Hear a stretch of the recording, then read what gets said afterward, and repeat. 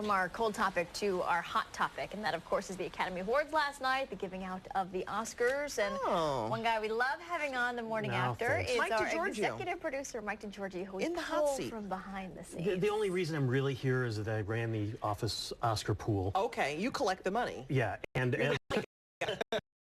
Jack Garner was going to be with us this morning. He's very sick, actually. Didn't even really get to watch the Oscars. He has the flu. So called in. So I'm doing my best to cover for Jack this morning. But truth be told, you are our resident movie expert. Wow. Anytime I have a question about movies, I ask Mike DiGiorgio, quite frankly. He's like our IMDb. So what was your take? Let's get your overall picture. What did you think of the entire Oscars?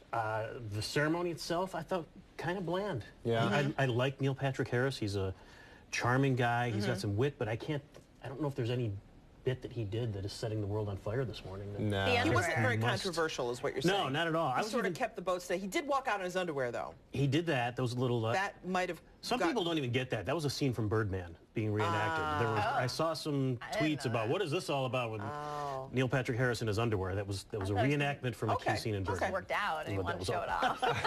I liked his little idea too, maybe because I run the Oscar pool, that he put his Oscar predictions in a locked suitcase, and he had Octavia Spencer guarding it.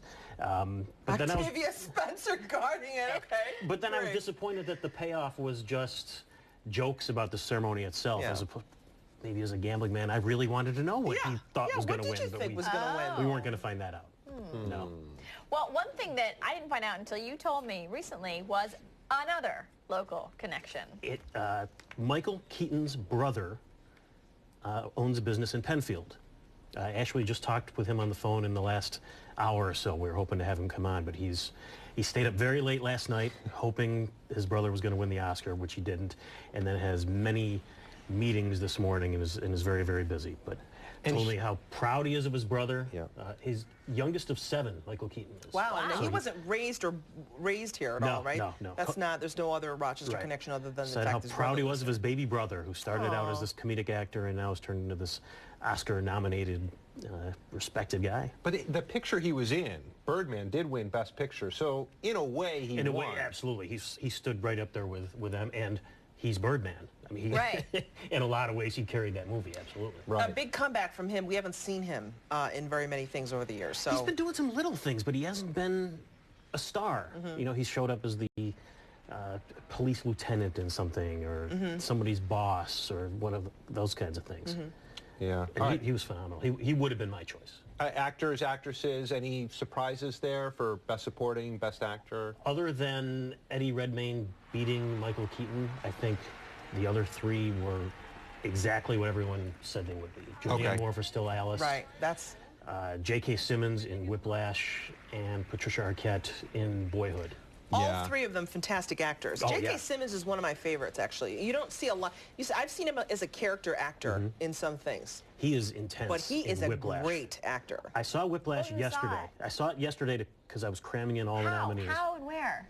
That's the one I want to see. It was at Pittsford Plaza. Okay. If you can still get a matinee, I think. Okay. And I watched it with a different eye because last week we interviewed Tom Cross, who edited and won the Academy Award for Best Editing. So I was watching it with an eye on how is this film edited. It's not anything I'd really paid attention to.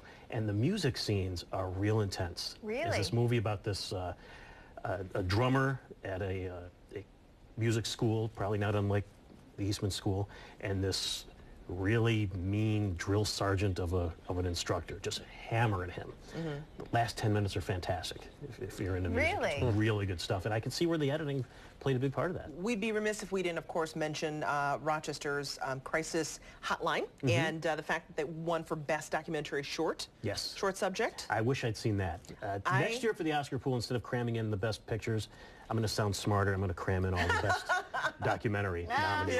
I can really know what's going on. It's a great genre, but I think it's one people don't often pay attention to because it's not blockbuster. Our colleagues here have done some pieces on the crisis hotline. They're very happy this morning to see what happened there.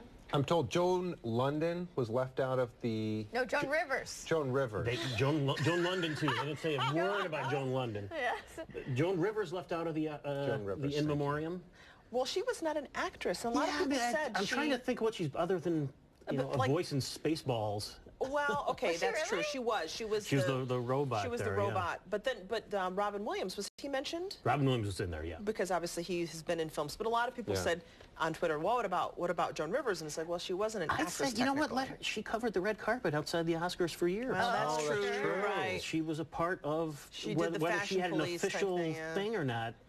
Yeah. She popularized the red carpet in the last few years. Yeah, kind of single-handedly. I think she should have been there. She did, yeah.